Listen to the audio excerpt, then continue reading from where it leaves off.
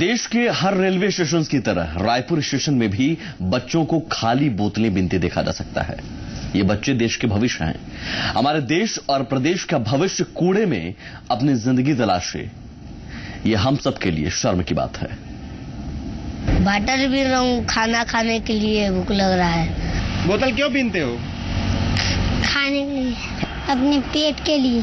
और 10-20 रुपए कमा लेते हैं। क्या करते हैं उन पैसों का? उन पैसे को माँ को देते हैं।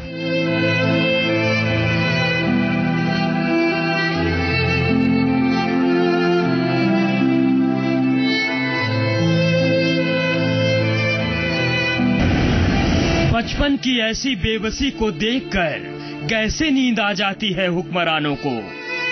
शर्म से क्यों नहीं लाल हो जाते चेहरे, जब बचपन इतना बेबस हो कि कूड़ेदान में सिमट कर रह जाए।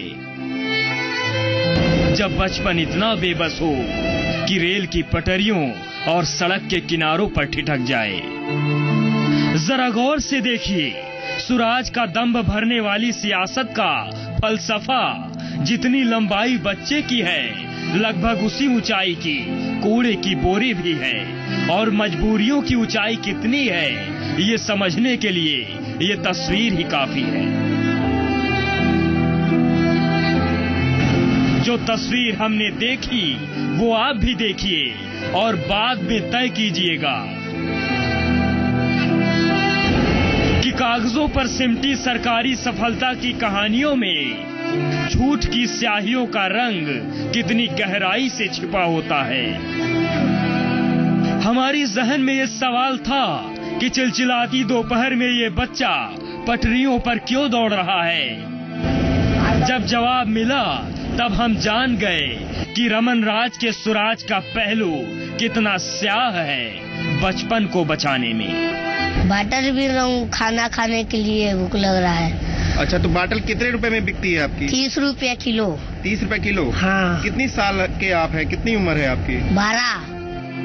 रेलवे ट्रैक पर तड़पती भूखी आत्माओं को देखने के बाद हमने शहर के कई इलाकों का रुख किया। कई बच्चों से हमारी मुलाकात हुई, कई तड़पते बचपन हमें देखने को मिले, लेकिन जवाब लगभग सभी के एक से थे। कूड़ा बीनने में क्या शर्म साहब, पेट भरा रहेगा, जिंदगी भी तभी साथ देगी। कूड़ा खरीदने वालों को भी बुरा लगता है बच्चों को धूल में सना देखकर, लेकिन इन्हें पता है कि ये बच्चों का शगल नहीं, पेट की मजबूरी है। बोतल क्यों पीनते हो? खाने के लिए। खाने के लिए? ये बोतल कितने में बिक जाती है? 20 रुपये। सुबह से कितनी बोतलें तुम इकट्ठा कर लेती हो?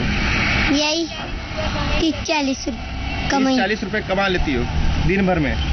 जब सर खाने के लिए नहीं है, रहने के लिए नहीं है, तो क्या करेंगे? वो लोग झोपड़ी डाल के रहते हैं, रोड में झोपड़ी पड़ी है, रहते हैं वहाँ।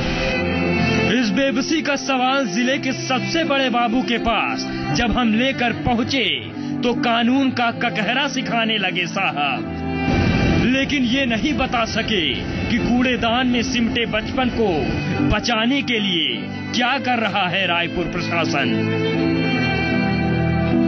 तो बाल श्रमिक बोलते हैं, चाइल्ड लेबर पूर्णतः कानून में प्रतिबंधित है सर्व शिक्षा अभियान में, और इसका प्रावधान है कि बच्चों को हम नाइट शेल्टर में रखें, तो वहाँ पर उनको पढ़ाएं।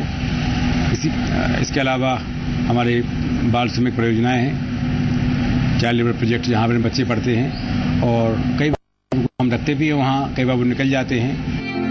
कूड़ा बीनने की जद्दोजहद दिन भर चलती है, तब जाकर कहीं मिलते हैं 10 से 20 रुपए, लेकिन क्या करें, भूखे पेट सोने से तो कहीं बेहतर लगता है इन्हें दिन भर ठोकरें खाकर दिन बिता लेना। रायपुर की शानदार सड़कों के किनारे शर्म की ये कहानियां अरसे से गढ़ी जा रही हैं,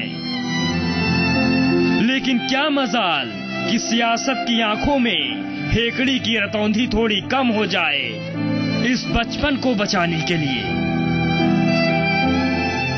रायपुर शहर में छोटे छोटे बच्चों को आप कूड़ा बीनते हुए कई जगह देख सकते हैं। ये छोटे बच्चे कूड़े पे प्लास्टिक की बोतलें और प्लास्टिक की पन्नियां बीनते हुए नजर आते हैं। इसके बाद वो उन पन्नियों को बेच करके किसी तरीके से अपना जीवन यापन करते हैं। कहीं न कहीं इन बच्चों का इन कूड़े के ढेर पर इनका बचपना खोता हुआ नजर आता है।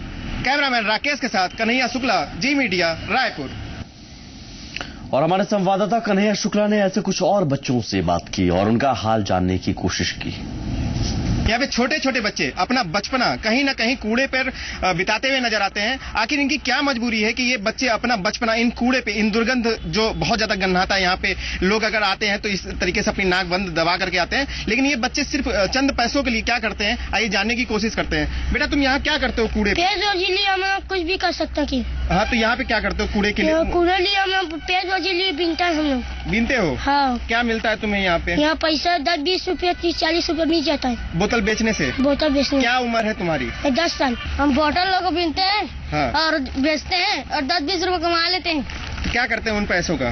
उन पैसे को माँ को देते हैं। अच्छा, माँ को देते हैं। के खाता है। इसके अलावा और कोई पढ़ाई लिखाई का कुछ काम करते हैं क्या? हाँ, करता था, मैं छोड़ दिया अभी।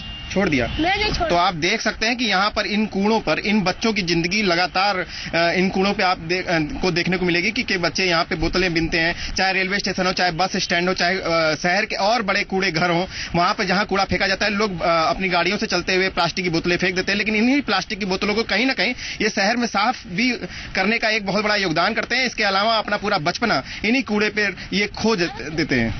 कैमरामैन राकेश के साथ कन्हैया शुक्ला, जी मीडिया, रायपुर। और बचपन को बचाने के लिए करोड़ों की सरकारी योजनाएं चलती हैं, लेकिन वो सिर्फ कागज में ही दर्ज हो जाती हैं। आखिर ऐसे हालात क्यों हैं और इसका हल क्या हो सकता है? हमारे संवाददाता कन्हैया शुक्ला ने ये जानने की कोशिश की रायपुर के कलेक्टर ठाकुर राम सिंह जी से। तो क्या जवाब मिला, सुनिए।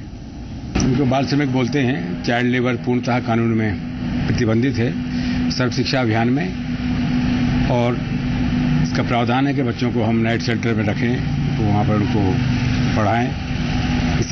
इसके अलावा हमारे बाल श्रमिक परियोजनाएं हैं, चाइल्ड लेबर प्रोजेक्ट, जहाँ पर बच्चे पढ़ते हैं, और कई बार उनको हम रखते भी हैं वहाँ, कई बार वो निकल जाते हैं, उनका हम उसका सर्वे भी हम कराते हैं, और क्योंकि उसमें कोई बहुत दंडात्मक कार्रवाई कारगर नहीं हो पाती है।